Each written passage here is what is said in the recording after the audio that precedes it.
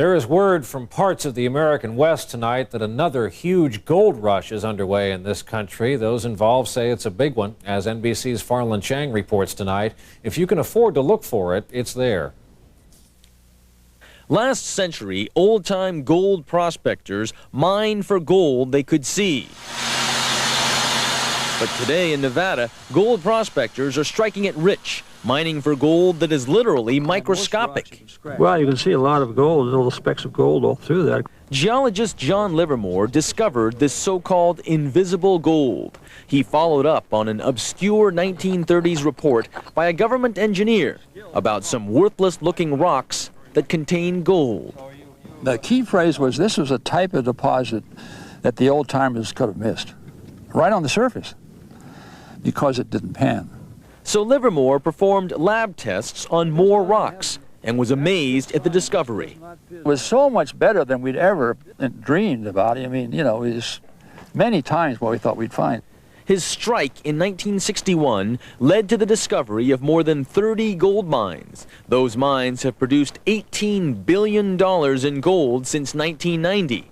And now the U.S. is second only to South Africa in producing gold. It takes money to make this money.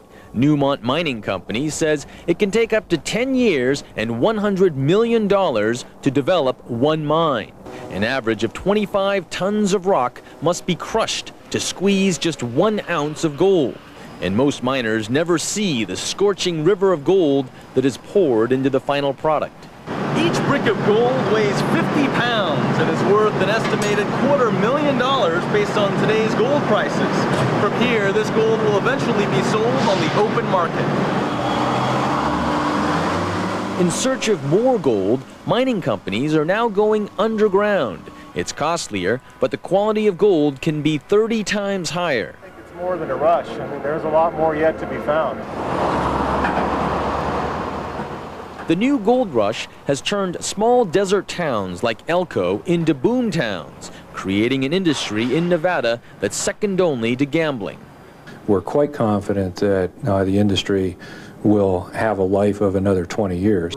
An industry that started because one man saw wealth where others saw only waste. Farland Chang, NBC News, Elko, Nevada.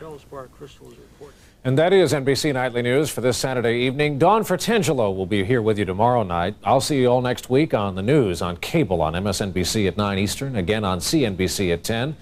I'm Brian Williams reporting tonight from New York. Good night.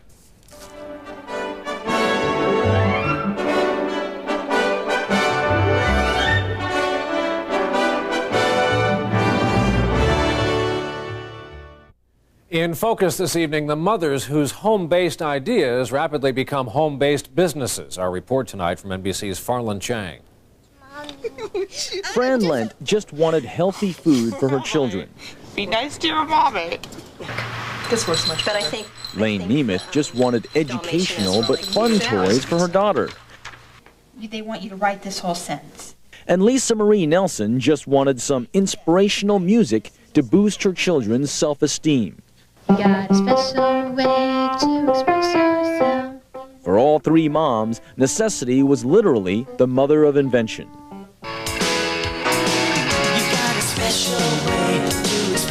Lisa Marie now produces children's music videos featuring her own kids shot in her own garage. Fran started Fran's Healthy Helpings, using her own kids as taste testers. Bite the head off. Sampling foods in funny shapes with funny names like Lucky Ducky Chicken, Wacky Whale Pizza, and Lovey Dovey Patties. Okay, kind of a surprise that goes in and out. Lane Nemeth now sells toys she approves of, and the business she started in a garage in 1977 now requires a warehouse the size of 3 football fields. It's an $80 million business with 30,000 salespeople nationwide, most of them moms. Nemeth still recalls a meeting with a warehouse owner when she was just getting started 20 years ago. He literally said, well, you can't sign this lease. You're a woman. Your husband has to do it. I saw him many years later. I said, remember me? Do you have a lot of homework? Scarsdale, New York author Ellen Parlapiano calls women like these mompreneurs. She's one herself. She estimates they are 10 million strong and growing. Most of the moms we talked to in our survey were working part-time, but were making maybe $30,000 a year on less than 20 hours or so of work. Mompreneurs are giving up the long commute, the 9-to-5 grind, and the business suits for home-based careers. And one survey shows that most would recommend it to others. I like running my own company and being the boss and the flexible hours and being able to spend time with my kids. When I before worked for a large company, I felt guilty taking off and going to my child's field trip or doctor's appointment. Now, I don't think anyone should feel that way. Mompreneurs say support from the spouse is vital. Fran Lent and her husband pooled their life savings of $100,000. Lisa Marie's husband financed the entire project. And Lane Nemeth's family went bankrupt 4 times before they hit it big. These mompreneurs say if they have help with childcare and support from their families, they need not choose between work and motherhood. They can enjoy the best of both worlds. Farland, Chang, NBC News, Los Angeles. And when NBC Nightly News continues in a moment, opening up a new front in the tobacco wars. By Hurricane Center standards, Danny was never classified as a major storm, but it caused plenty of damage and left an ugly mess to clean up. John Averett has seen many hurricanes, never one with this much rain. Floodwaters woke him up this morning. This ice chest had floated out of the store and back to the back bedroom where I sleep, and it bumped me on the arm. I thought something was in the room with me. Averett owns the shrimp store along eastern Mobile Bay. It still froze good and hard for right now. But without electrical power, he stands to lose thousands of dollars. Utility companies face a massive task. Power lines are down all along the Gulf Coast. Highway crews are out too. Many roads are still impassable. And all around Mobile Bay, residents are already cleaning up and making emergency roof repairs. Danny turned out to be one of the slowest moving hurricanes along the Gulf in decades. Like an unwelcome guest, it sat here for so long that it dumped 41 inches of rain in Mobile Bay. Tree roots in saturated soil could not hold.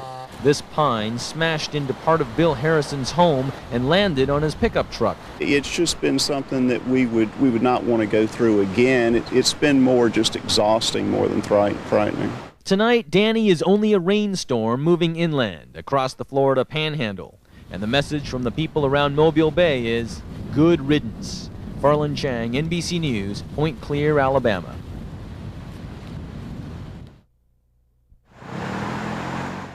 Boats had to be used to get some people out of harm's way as Danny's floodwaters soaked the Gulf Coast. All around Mobile Bay, Alabama, residents are cleaning up, drying out, and making emergency repairs. Carol Gordy is taking pictures so her insurance company can see the tree that smashed into her home. It did put a big hole in the house, and all night long I've been bailing buckets and wiping up leaks because it's going from the front floor all the way into the bottom. Danny turned out to be one of the slowest moving hurricanes along the Gulf in decades. It sat here for so long that it dumped 41 inches of rain in Mobile Bay. The soil was so saturated that most of these pecan trees around Carlos Peterson's home were blown away. We did a lot of praying, and God was really with us. He spared us the tree coming to the house. Danny dumped 13 inches of rain on John Averett's shrimp store. Got a box full of shrimp over there I'm worried about losing. All along the Gulf Coast, utility companies are busy restoring power. It could take weeks to clean up, but residents are relieved they can finally begin. Farland, Chang, NBC News, Point Clear, Alabama.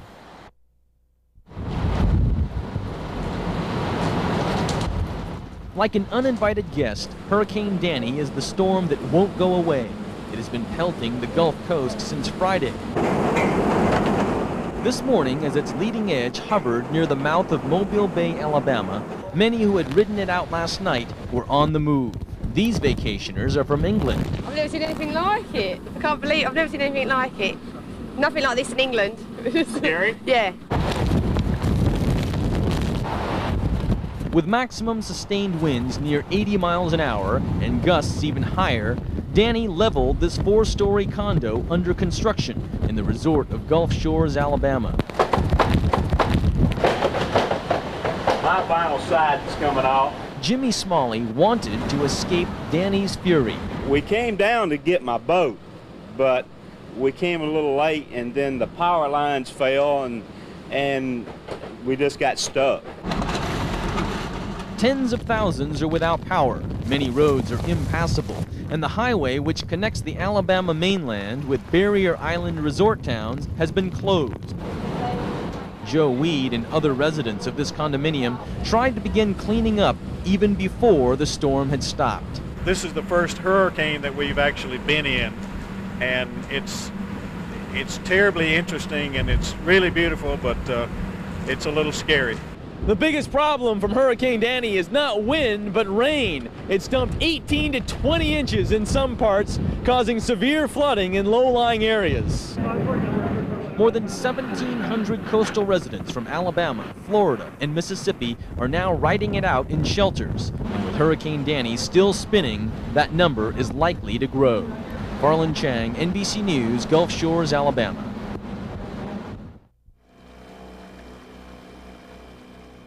It may look calm and tranquil, but Lake Davis, near Reno, Nevada, has a problem. It is threatened by thousands of northern pike, fish whose natural habitat is the colder waters up north. The state fears the aggressive pike will turn this fisherman's paradise into an underwater hunting preserve. These fish are a very, very voracious predator. They're a top-of-the-line predator, the equivalent of the aquatic mountain lion. The state is concerned that California's world-class trout, as well as its bass and salmon, will be devoured by the insatiable northern pike.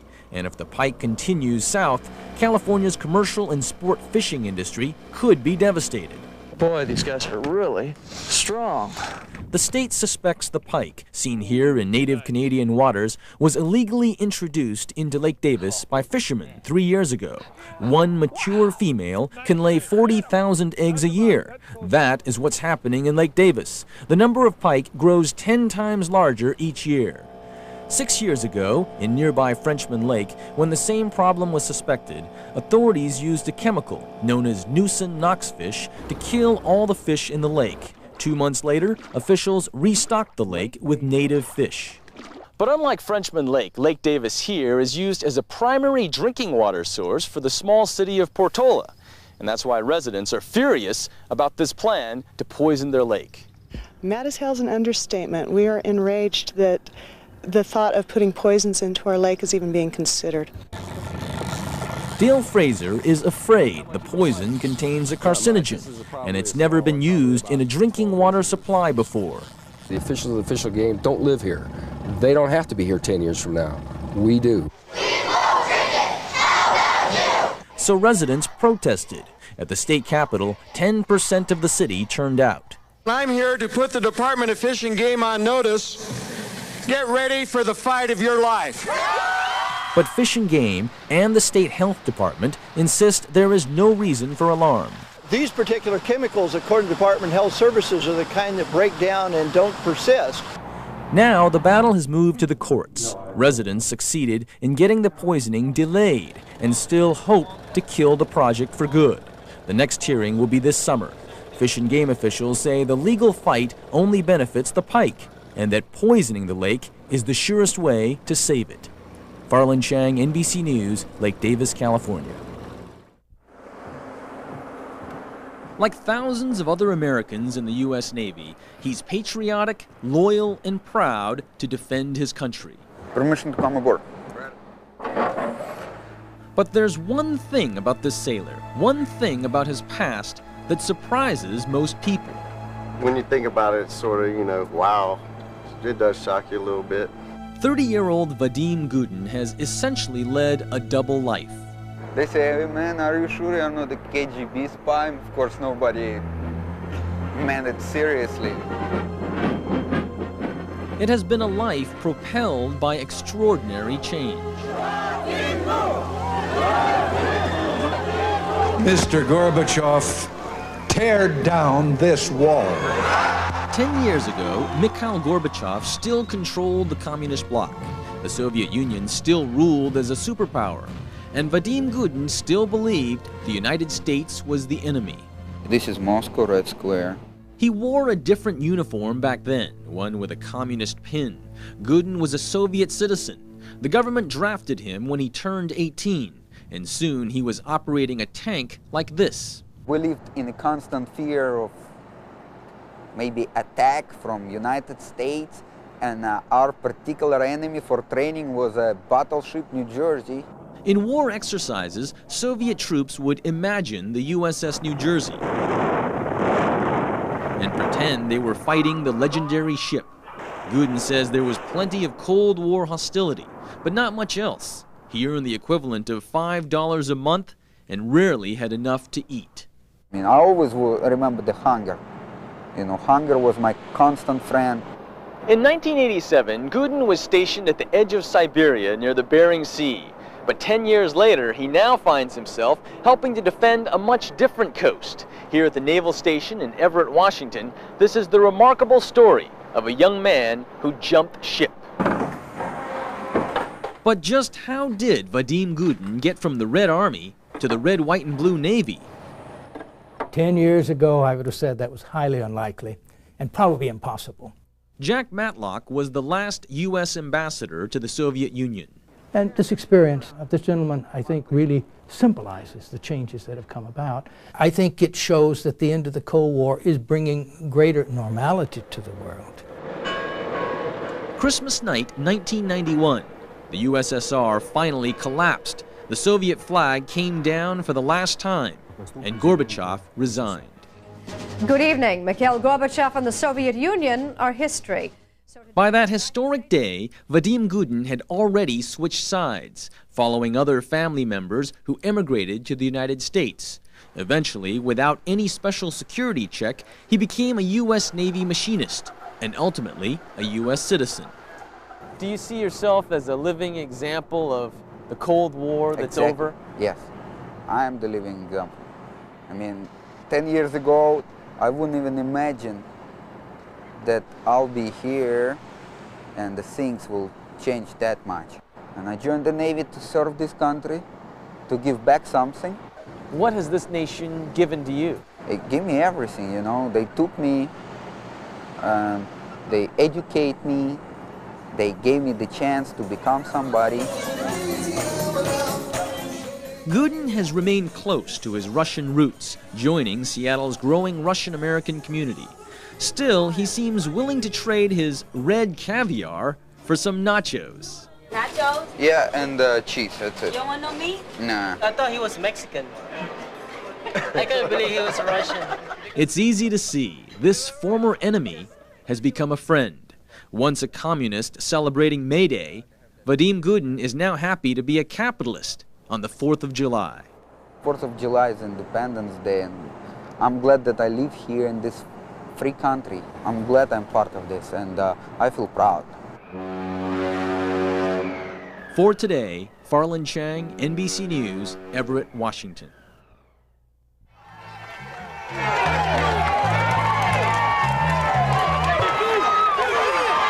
He is getting the celebrity treatment as he tries to get accustomed to life on the outside. This weekend, Geronimo Pratt is in Louisiana to reunite with his 93-year-old mother he had not seen for more than 20 years. In 1972, he was convicted of murdering a school teacher in Santa Monica, California. A Vietnam veteran who earned medals for his service, Pratt says law enforcement authorities mistreated him. They whipped me, they tortured me. And I told them, y'all wrong, I didn't do nothing. He was framed, he says, because of his Black Panther Party membership. The government considered the Panthers, known for their armed confrontations with police in the 60s, to be a threat to national security.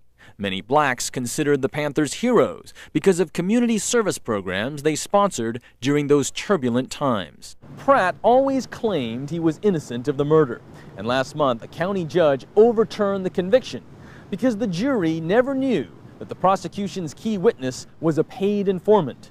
The district attorney plans to appeal. But for now, Pratt, who says he never gave up hope, is being cited as a role model for perseverance. You know, Nelson Mandela went from P to P. He went from prisoner to president. If you know, you know. If you know, you know. And he is using his celebrity status to send a message. You do not disrespect the women. You do not disrespect the children. Come on, you don't put no crack on my child. That's right. Pratt is now a family man, with 2 children conceived during conjugal visits. On Friday, a special moment. He was there when his 14-year-old son graduated from middle school. Farland, Chang, NBC News. This is Farland, Chang. Lake Tahoe is the 10th deepest lake in the world and a top tourist attraction. But scientists say it became a victim of its own success, slowly being poisoned by too many cars and too many boats, by poor forest management, by construction causing runoff and erosion, and by chemicals designed to keep lawns and golf courses green. Researchers began studying Lake Tahoe nearly 40 years ago when the waters were relatively pristine and visibility was as deep as 100 feet. Now, visibility is only 70 feet, and it's being reduced by more than 1 foot each year. Key signs of how severe the problem is. And it's telling us that this watershed is out of balance. It's out of whack. It isn't just the loss of clarity. Out of whack means too many chemicals getting into the lake, which stimulates the growth of algae. It is algae which is turning the lake from blue to green, and algae is killing the microscopic life that feeds the fish. These shrimp-like creatures are near the bottom of the food chain. They're the early warning system. If we begin to lose these, we're really going to have lost the lake. From sediment samples, scientists know that algae did not become a problem until development started in the 1950s. Researchers hope the anti-pollution efforts announced today are not too late. The lessons we learn in controlling man's impact on a very sensitive system like this can be applied to lakes everywhere. Scientists estimate it could cost $1 billion to revitalize Lake Tahoe, and they warn that the work needs to begin soon. Farland, Chang, NBC News, Lake Tahoe.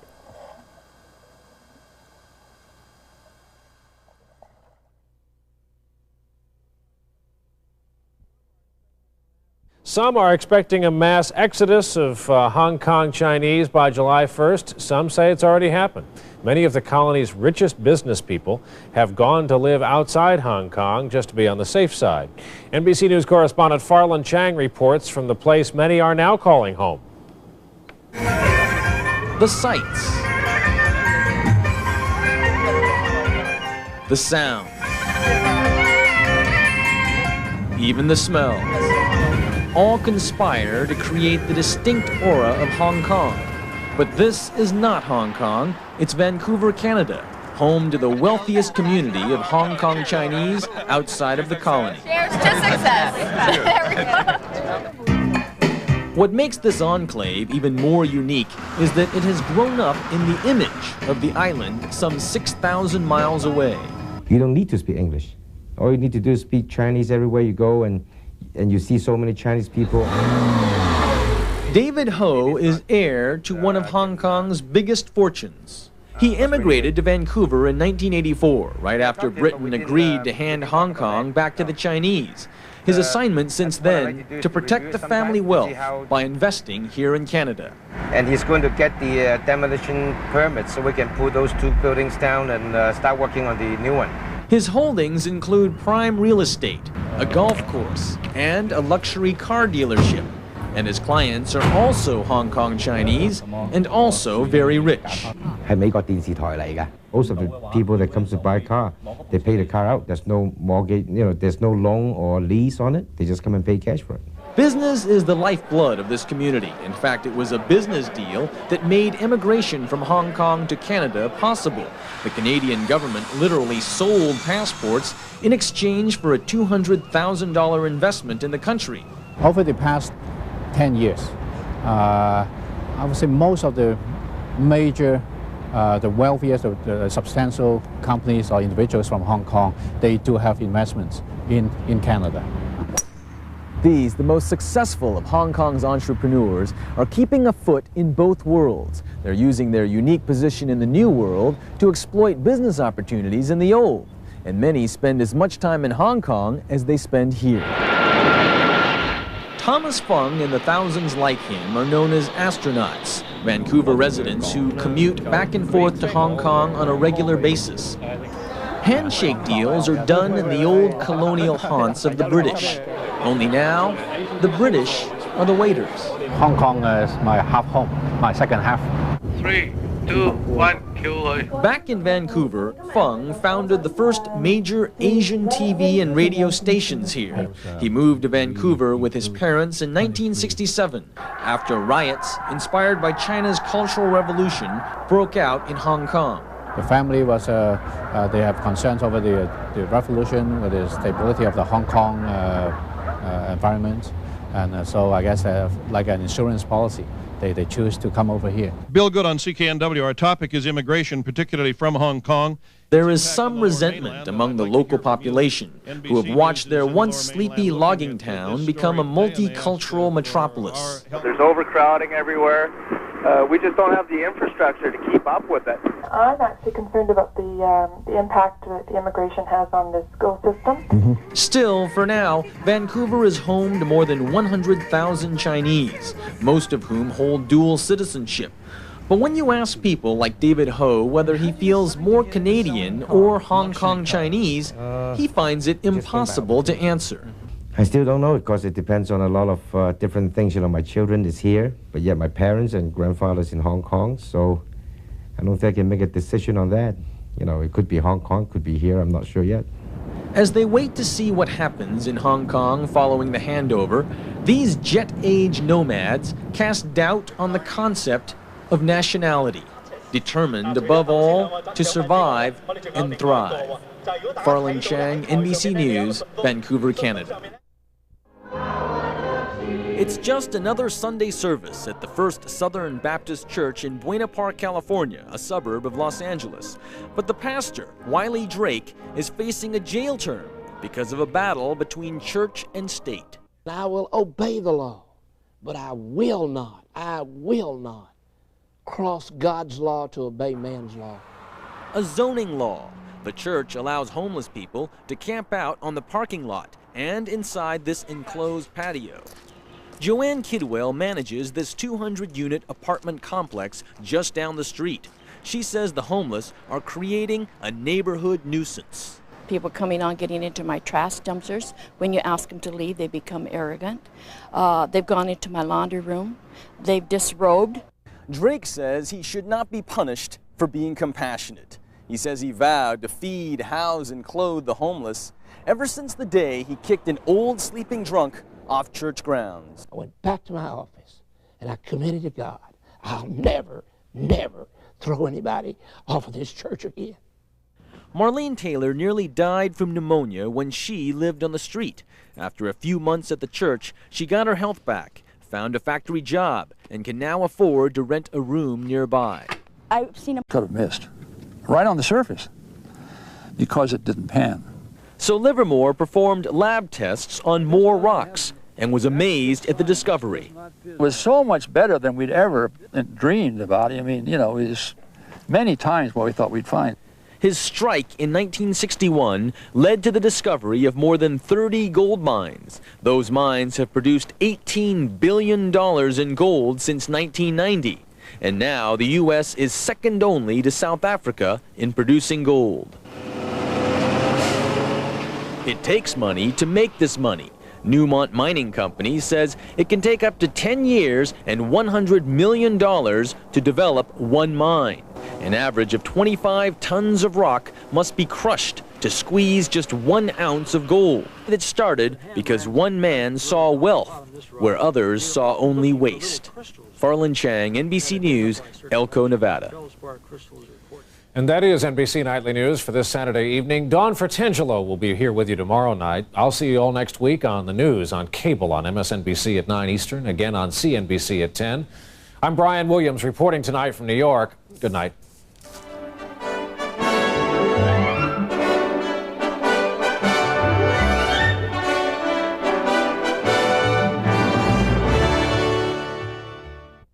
In focus this evening, the mothers whose home-based ideas rapidly become home-based businesses. Our report tonight from NBC's Farland Chang. Farland just wanted healthy food for her children. Be nice to your mommy.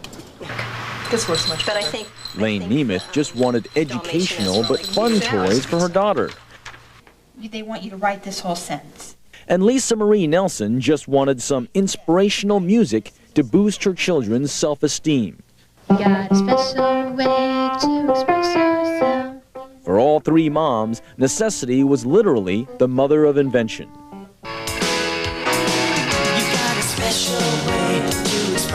Lisa Marie now produces children's music videos featuring her own kids shot in her own garage. Fran started Fran's Healthy Helpings, using her own kids as taste testers. Bite the head off. Sampling foods in funny shapes with funny names like Lucky Ducky Chicken, Wacky Whale. There is word from parts of the American West tonight that another huge gold rush is underway in this country. Those involved say it's a big one. As NBC's Farland Chang reports tonight, if you can afford to look for it, it's there. Last century, old-time gold prospectors mined for gold they could see. But today in Nevada, gold prospectors are striking it rich, mining for gold that is literally microscopic. Well, you can see a lot of gold, little specks of gold all through that. Geologist John Livermore discovered this so-called invisible gold. He followed up on an obscure 1930s report by a government engineer about some worthless-looking rocks that contain gold. The key phrase was this was a type of deposit that the old-timers... And most miners never see the scorching river of gold that is poured into the final product.